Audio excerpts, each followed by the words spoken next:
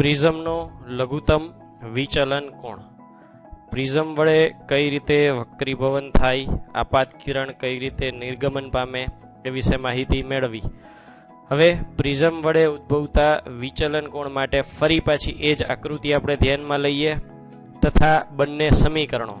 એક સમીકરણ આપણે મેળવ્યું હતું A=R1 + R2, બીજું મેળવ્યું હતું કુલ વિચલન કોણ δ I + E - A. આ બંને સમીકરણોને ધ્યાનમાં રાખી આપણે એવું છેલ્લે નક્કી કર્યું હતું કે વિચલન કોણનો આધાર આપાત કોણ I પર છે. તો આપણે એક ગ્રાફ દોરીએ જેમાં y અક્ષ પર વિચલન કોણ δ લઈએ તથા x અક્ષ પર આપાત કોણ I લઈએ. આપાત કોણ I નું જુદું જુદું મૂલ્ય લેતા જઈએ અને દરેક મૂલ્ય માટે વિચલન કોણ નોંધી અને ગ્રાફ પર દોરીએ તો આવો કંઈક ગ્રાફ મળે છે.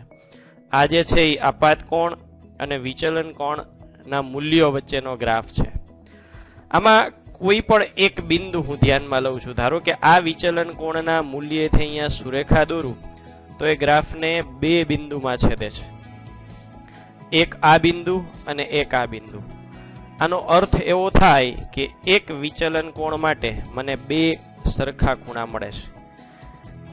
એક ખૂણો આપાત કોણ I હોય તો બીજો ખૂણો આપાત કોણ E હોય. હવે તમને પ્રશ્ન થશે કે આપાત કોણ I અને નિર્ગમન કોણ E એક જ વિચલન કોણ માટે? હા, આમ તો એવું કહી શકાય કે બે આપાત કોણ મળે છે. પણ આ બે આપાત કોણ કઈ રીતે? તો સૌથી પહેલી જે પ્રસ્તાવનાનો વિડીયો હશે એ જોશો તો તમને ખ્યાલ આવશે કે આપણે એક મુદ્દો કીધો હતો કે પ્રકાશ છે એ પુનરાવર્તન પરાવર્તિતાનો ગુણધર્મ ધરાવે છે. એટલે કે જે દિશામાંથી આપાત થાય અને ફરી પાછું કોઈ બિંદુએ પહોંચે ત્યાંથી ઊંધો જો આ પ્રકાશને મેળવીએ તો ફરી ઈના ઈ જ માર્ગે પહોંચે. એટલે જે I માટે એ ઈ આપે છે એ ઈ ને I તરીકે લઈએ તો I જ ઈ બની જશે. ટૂંકમાં બે ખૂણાની જોડ હશે. તો કોઈ પણ વિચલન કોણ માટે આવા બે ખૂણાની જોડ મળે. આ ગ્રાફને તમે ઉપર નીચે લઈ જાઓ તો આ દરેક મૂલ્યો શક્ય છે. પરંતુ એક સ્થિતિ એવી છે, આ બિંદુ એવું છે કે ત્યાં તમે જો રેખા દોરો છો તો એ ગ્રાફને માત્ર અહીંયા એક જ બિંદુમાં ટચ થાય છે, અડે છે, સંપર્કમાં આવે છે. આ બિંદુ એવું છે કે જ્યાં માત્ર એક જ બિંદુ ગ્રાફને સંપર્કમાં આવે છે અને વિચલન કોણનો ગ્રાફ જુઓ તો અહીંથી મૂલ્ય ઘટતા ઘટતા અહીંયા ઘટે છે ને વળી પાછું વધવાનું ચાલુ થાય છે. એટલે આ સ્થિતિએ જે વિચલન કોણ મળે છે એ પણ ઓછામાં ઓછો છે અને ત્યાં ખૂણા પણ બંનેના સરખા છે. તો એ સ્થિતિએ આપાત કોણ એક જ મૂલ્યનું મળે છે. હવે ખરેખર એક મૂલ્ય એટલે એ અર્થ શું થાય છે? તો કે આપાત કોણ અને નિર્ગમન કોણ બંને સરખા થઈ જાય છે એટલે મૂલ્ય એક જ થશે. એટલે જે પેલી સ્થિતિ છે એ સામાન્ય સ્થિતિ છે. સામાન્ય સ્થિતિમાં વિચલન કોણનું એક જ મૂલ્ય હોય. આ ગ્રાફ પર ડેલ્ટાના કોઈ એક મૂલ્ય માટે રેખા દોરીએ તો ગ્રાફને બે બિંદુમાં છેદે છે એટલે કે બે આપાત કોણ મળે છે. બે આપાત કોણનો અર્થ થાય એક આપાત કોણ બને અને એક નિર્ગમન કોણ બને. ઉદાહરણ તરીકે આપાત કોણ 30 હોય તો નિર્ગમન કોણ 60 બને છે. ધારો કે તમે આપાત કોણ 60 લ્યો છો ને તો નિર્ગમન કોણ 30 મળશે. ટૂંકમાં એ જોડી હશે, એમાંથી કોઈ એક આપાત કોણ તરીકે વર્તે છે ને કોઈ એક નિર્ગમન કોણ તરીકે વર્તે છે. એક એવી સ્થિતિ જે આપણે આ ડાર્ક લાઈન દોરી છે એ સ્થિતિ માટે વિચલન કોણના એક મૂલ્ય માટે આપાત કોણનું પણ એક જ મૂલ્ય મળે છે. એક જ આપાત કોણનો અર્થ શું થાય? તો કે એક આપાત કોણ ને નિર્ગમન કોણ બે થઈને બે છે પણ બે સરખા છે એટલે કે I = E થઈ જાય છે. એટલા માટે આપણને એક જ મૂલ્ય લાગે છે. અને આ સ્થિતિ એવી છે કે જ્યાં વિચલન કોણનું મૂલ્ય કેવું થયું? લઘુત્તમ. લઘુત્તમ થાય એટલે વિચલન કોણની સામાન્ય સંજ્ઞા ડેલ છે પણ લઘુત્તમ માટે આપણે કેપિટલ D અને પાછળ મિનિમમનો M લગાડીશું એટલે ડેલ = DM થઈ જશે. હવે આ સ્થિતિએ બીજી કઈ કઈ બાબતો આમાં અસર પામે છે એ જોઈએ. તો કે Q બિંદુ પાસે સ્નેલનો નિયમ લગાડીએ. આ પાતળું માધ્યમ હવા લઈએ સામાન્ય સ્થિતિમાં તો N1 આપાત કોણ sin I, બીજા માધ્યમ એટલે કે પ્રિઝમના દ્રવ્યનો વક્રીભવનાંક N2 અને વક્રીભૂત કોણ sin R1. N1 sin I = N2 sin R1. આ સમીકરણને સમીકરણ નંબર 3 કહીએ. આર બિંદુ પાસે સ્નેલનો નિયમ લગાડીએ. આપાત કોણ થશે R2 એટલે કે N2 sin R2. નિર્ગમન કિરણ અહીંયા મળે છે જ્યાં માધ્યમ પાછી હવા અથવા પાતળું માધ્યમ આવે છે એટલે N1 sin, અને ત્યાં વક્રીભૂત કોણ છે E, N1 sin E. હવે એ સ્નેલના નિયમમાં આપણે અહીંયા શરત લીધી કે આ સ્થિતિ માટે I = E છે. તો I = E છે. હવે આ સ્ટેપને આપણે ડાબી બાજુ લઈ લીધું તો આ સ્ટેપ જમણી બાજુ જશે. જ્યાં E ની બદલે I મૂકીએ તો N1 sin I = N2 sin R2. E ની બદલે I મૂક્યા તો ધ્યાનથી જોવો જી, N1 sin I = N2 sin R2. Q બિંદુ પાસે N1 sin I = N2 sin R1. એટલે કે 3 સાથે જો સરખાવીએ ને તો બંનેની ડાબી બાજુ સરખી છે, તો જમણી બાજુ સરખી થવી જોઈએ. સરખાવીએ. N2 sin R1 = N2 sin R2. N2 sin બધું સરખું છે, કેન્સલ. બાકી રહ્યા R1 = R2. હવે બેય સરખા છે એટલે બંનેની બાજુ આપણે R લઈ લઈએ. મિત્રો, આ એક અગત્યનું પરિણામ છે.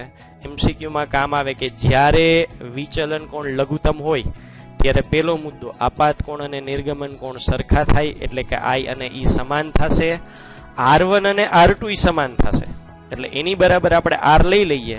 તો આ R લેતા સમીકરણ 1 માં કિંમત મૂકીએ. R1 ની બદલે R મૂકીએ અને R2 ની બદલે R મૂકીએ તો R + R 2R. R ને કરતા બનાવીએ તો 2 છેદમાં આવી જશે તો R થઈ ગયા A/2. આ નેક્સ્ટ અગત્યનું પરિણામ જે પણ MCQ માં કામ આવવાનું છે. આ સાબિતી ટેક્સ્ટબુકમાં નથી, ટેક્સ્ટબુકમાં સીધું આપી દીધું છે, આપણે અહીંયા સાબિત કરીએ છીએ. હવે આ જે કિંમત મળી સમીકરણ 2 માં મૂકીએ તો સમીકરણ 2 માં ડેલ્ટા = I. અહીંયા I અને E સરખા છે એટલે E ની બદલે પણ I મૂકી દીધા. જ્યાં E હતા ત્યાં I મૂકી દીધા. બાકીનું એમનેમ -A = 2I - A. એને ડાબી બાજુ લઈ આવીએ તો માઇનસ માંથી પ્લસ થઈ જશે. તો I ને કરતા બનાવીએ તો થશે I = dm + A/2.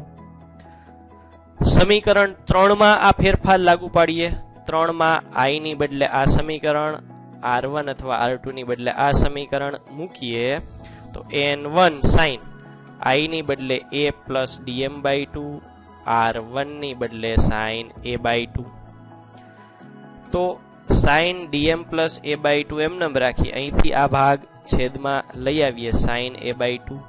N2 એમને N1 સામે છેદમાં જશે, N2 ના છેદમાં N1.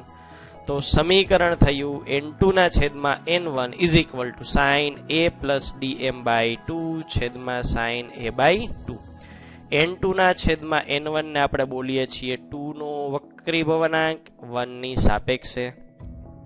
ટેક્સ્ટબુકમાં અહીંયા જોશો તો n ના છેદમાં 1 અથવા તો ખાલી n લખેલું છે.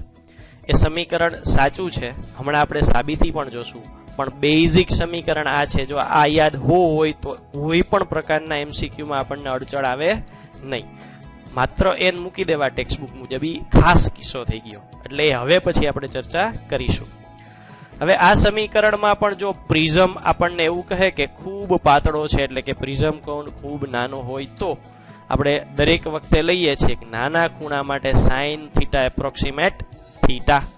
તો અહીંયા બે જગ્યાએથી sin નીકળી જશે એટલે sin A + dm/2 ની બદલે માત્ર dm + A/2 અને અહીંયા sin A/2 ને બદલે A/2. 2 છેદમાંથી કાઢી નાખીએ. 2 છેદમાંથી કાઢી નાખીએ એટલે A + dm ના છેદમાં A. N21 = A + dm ના છેદમાં A. એને સામે લઈ જઈએ એટલે ગુણાકારમાં આવી જશે. ગુણાકારમાં આવતું હોવાથી N21A = dm + A. એને ડાબી બાજુ લઈ આવીએ એટલે માઇનસ આવી જશે. એને કોમન લઈએ એટલે થશે N21 - 1. એ કોમન લઈ લીધા dm. તો આ થયું લઘુત્તમ વિચલન કોણનું સૂત્ર. dm = A N21 - 1. એમાં જો બહારનું માધ્યમ હવા હોય એટલે કે n1 = 1 લઈએ તો અંદરના માધ્યમ માટે n2 = n લઈએ તો n2 1 માં n2 તરીકે n અને n1 તરીકે 1 એટલે ખાલી n બાકી રહેશે, જે ટેક્સ્ટબુકમાં આપેલું સમીકરણ હતું.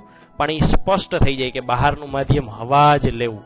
જો હવા ન હોય તો આ મૂળભૂત સૂત્ર હશે તો જ આપણે યાદ રાખી શકીશું. એટલે મૂળભૂત સૂત્ર dm = a n2 1 - 1 થશે.